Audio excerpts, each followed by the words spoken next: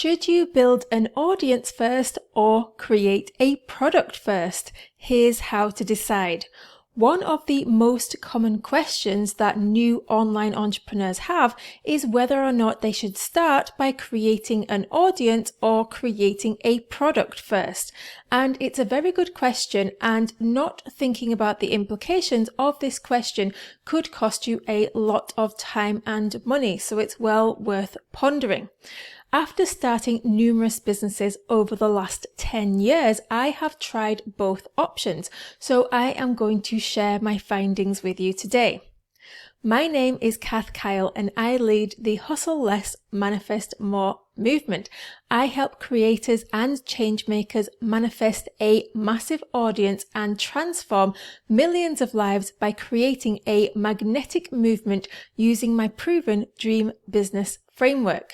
So which should come first, the audience or the product?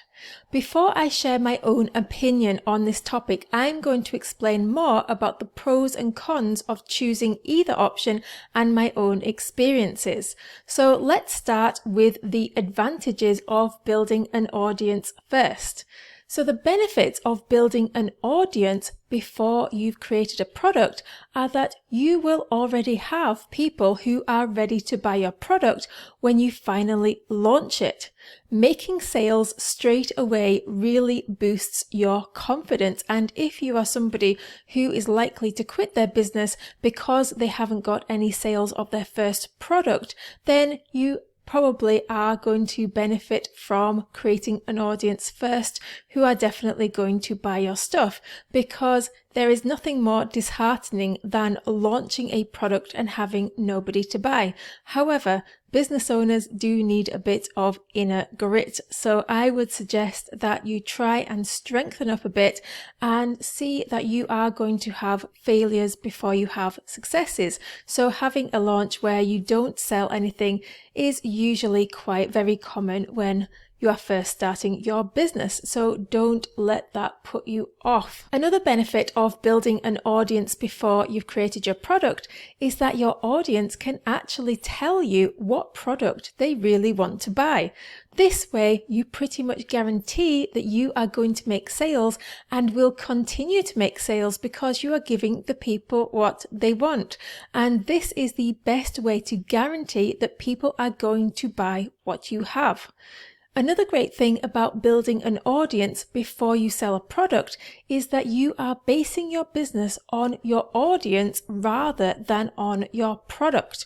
When you find a group of people who are interested in what you have to say, you can tailor any future products to that particular audience rather than having to find an audience who wants to buy your product. It's much easier to give a specific audience what they want rather than finding an audience for a pre-made product. Products can easily come and go, and they will change depending on the marketplace and how things change in the future.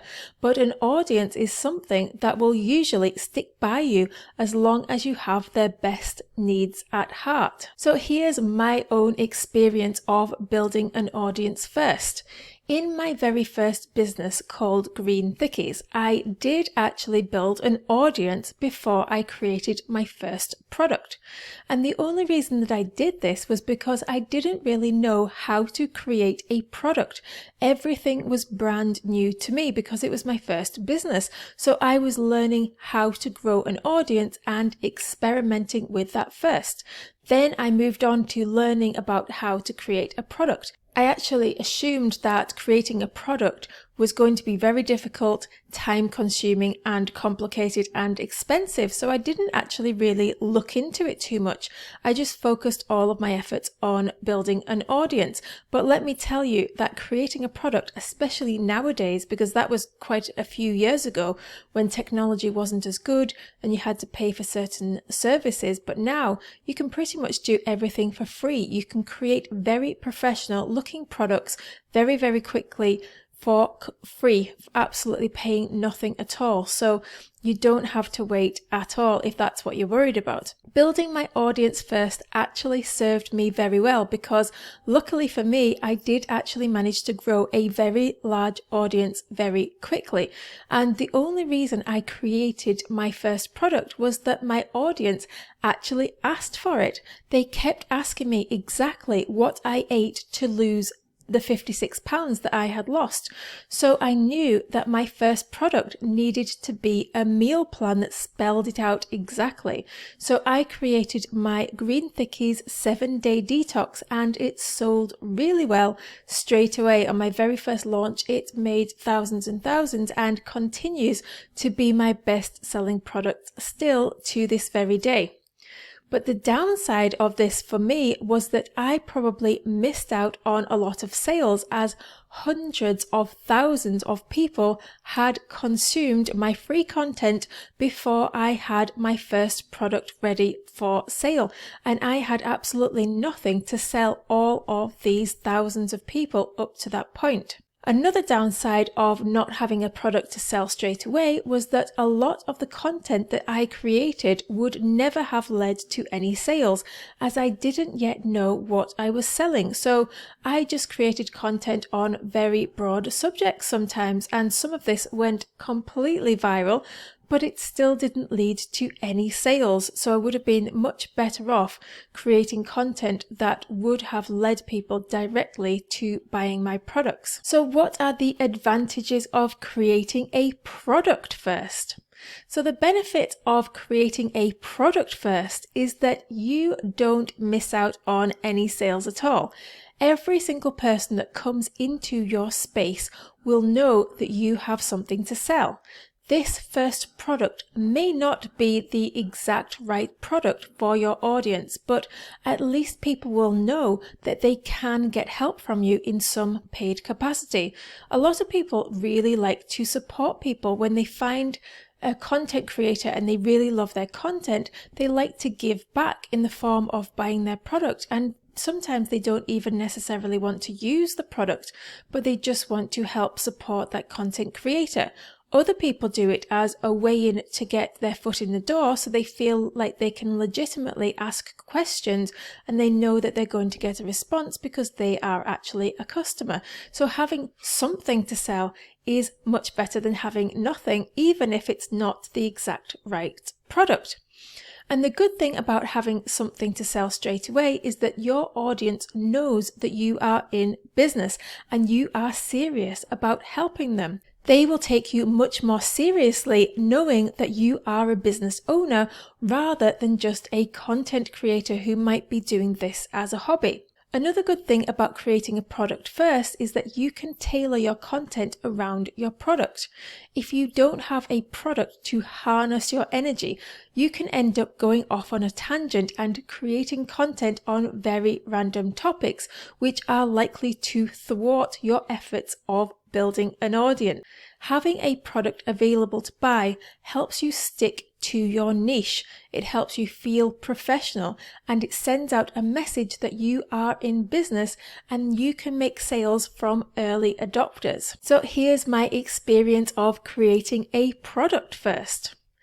After my first experience with my first business, letting so many people pass through my content without even knowing that there was a concrete way that they could get the transformation they wanted, I decided that I was always going to create a product before I started building an audience.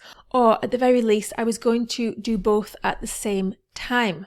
So the first products that I've created haven't always been bestsellers out of the gate, but they have definitely sharpened my skills when it comes to creating products.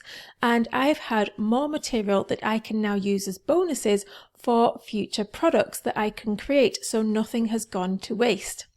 Having something to sell straight away has kept me very focused when it comes to knowing exactly who I'm serving, what I'm helping them with, and making sure that all of my content leads to my products, because there's nothing worse than creating a video that goes absolutely viral and you've got no call to action in the video and people don't know that they can even get on your email list, that you've got something to sell. They'll just watch the video and disappear. So it's a way of telling people, come into my space because I'm serious about helping you. I'm serious about creating content because this is my business. I have something to sell and you know that you are going to get a consistent experience by following me online. And products that haven't sold well at the start, I have simply bundled them together with other products because I know that my earlier products that didn't sell very well are still helpful. But it's likely that something was off-putting. Maybe it was the name of the product or the messaging that I used when I first created it. Or maybe it was my lack of confidence because it was my very first product and nobody had bought it. So then when you release a product that nobody buys, sometimes you can think, well, that product isn't good because nobody wanted it. But really, the product is good. It's just that you lost confidence in it. And when you lose confidence in your own product, then other people feel that energy as well. So it can be a bit of a vicious circle. What you can do is you could take earlier products that haven't sold well, give it a facelift, give it a new name, go through the product yourself and decide, is this still good? Could this still get people a transformation? Do I need to upgrade anything, change anything? And make sure that you feel really good about that product and then relaunch it again with a new facelift, a new name. So it's a new product, but it's still really the same content. You don't have to redo it again. So that's a tip if you have launched a new product to a very small audience or no audience and nobody's bought it. That really helps you to sell that product again when you have started to create an audience. Creating numerous products also really makes you faster at product creation. And now, because I have practiced creating products so much, I can create one new product every single month. So it's not a big deal to me that a few of my products didn't sell well at the start. I just move on straight to the next product. I would rather create and test products very, very quickly rather than always be wondering if I should launch a new product or not and holding myself back. A lot of people give the advice that you should pre-sell products, which means to offer them for sale before you've actually created them. And in theory, this does sound like a good option, but when you've started your very first business, you have absolutely no audience. So there's nobody to ask. And even if you do have a small audience, you still might get no response. A lot of people are actually lurkers, meaning they don't like to comment, they don't like to send emails or reply to emails or draw attention to themselves in any way. However, if they see an offer they like, they'll just buy it. So sending an email to an audience of a few hundred people and asking if anyone is interested in your product might not get any response at all. However, if you actually put out an offer for a small product that gets big results, more people are much more likely to go ahead and just buy it. A lot of people will buy directly from your content. In my first business, about half of my sales came directly from my blog, from people who were not on my email list and who weren't following me on social media. They just found me, they liked what they heard, and they immediately bought. So therefore, your audience may not be big enough to give you any meaningful data about how well something will sell. And I think it's a real shame if you've got a good product idea and you go and ask your audience, would you buy this? And then nobody responds and then you completely dismiss the idea. I think that's a mistake. And I think that if you've got a small audience, then we shouldn't really be trying to pre-sell ideas because there's just not enough people to really give us that meaningful data. I think what does give us meaningful data is creating content, and then you can see what content is popular. But in the meantime, I'd still recommend having something to buy. Even if it's a coaching package, you don't even have to create a small digital product. You can just say that you have coaching available if you are a coach. If you're not a coach, I recommend creating a very small product, but if you want to do coaching, then that is a very good option as well. To me, the best way of testing if something will sell is just simply to offer it anywhere and see if it sells while in the process of building up my audience. I'm not a big fan of wasting too much time. So what I like to do is when I still have a small audience or no audience at all, is to create a product in less than 3 hours and then offer it for sale. And I start by creating a very small product first. And if that sells well after I've built up enough traffic, enough of an audience, then I will expand on that same idea and create a larger offering. So in summary, should you build an audience first or create a product? Here is my recommendation. You would only be asking this question if you don't already have an audience, or if you have an audience that is for a completely unrelated niche or an audience that's completely unengaged. So what I suggest you do is simply do both at the same time. Create a product and build an audience at the same time. And when I say at the same time, I don't literally mean at the same time because that's physically impossible. What I actually mean is you do them both in the same month. Start by creating one new piece of content per week, or at least plan out the content that you are going to share the next month. This will start to build up an audience. Then spend less than 3 hours to create a new low-priced product and offer that product for sale at the end of every content piece. So before you publish the content, make sure that you have the product ready, or at least you have the messaging for the product ready so that you can mention it at the end of your content. Also, offer a related free gift for sale and offer that at the end of every content piece as well. And this will start the process of building your list. And when your list gets to around 1,000 people, you can start to ask for feedback. You can do a launch, and at the end of the launch, you can ask the people who didn't buy why they didn't buy and what do they actually need help with. What would they actually buy? And when you get feedback, create another small product offering based on that feedback, and keep doing that until you've got enough data to decide if one product is selling better than your other products. Another thing that you need to do is look at your content. Do you have any content that's going viral? Are some of your content topics more popular than others?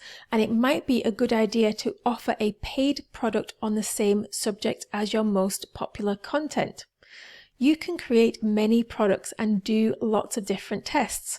If you create small products, you don't get attached to any one product. And then what you can do with all these small products is you can bundle them together and make a big product. There are many ways to determine what to sell before you have an audience. So what you can do is think back to when you were struggling with that same problem. What one small resource would have been really useful for you? Create that. So now that you know whether to build an audience or create a product first, would you like to know how to grow a massive audience for your business? The best way to grow a huge audience, get your content shared, and attract your ideal tribe is to continuously encourage your audience to adopt a habit that will transform their lives. Once you have started to attract a group of people who are all implementing your suggested transformational habit, you have started your very own movement. And a movement totally puts your business on the map and creates a massive amount of desire for your products. I have reached multiple millions in multiple businesses by creating magnetic movements, and I am now revealing my secrets to my success in my free guide. For a limited time, I am giving you free access to my ultimate guide to creating a magnetic movement. And you can get that by going to kathkyle.com/movement guide or click the link surrounding this content. And I would also love to invite you to join the Dream Business Mastery membership. This membership contains everything that you need to make your business a success. You will get access to all of my current and all of my future products in this membership for this one monthly price. Dream Business Mastery will help you to design your dream business based on your own personality, create crowd-pleasing products that transform lives, attract a loyal following who are queuing up to buy from you, achieve phenomenal and consistent growth, and easily manifest all of your goals using my proven 6-stage Dream Business Mastery method. The Dream Business Mastery membership is specifically designed for content creators and online educators who are excited to manifest all of the results they desire and appreciate a balanced life of doing work they love, making good money that they actually have time to enjoy. Right now I have a special introductory price, so go and join while that's still available. And you can join by going to kathkyle.com/mastery. And now it's your turn to go and put your stamp on the world.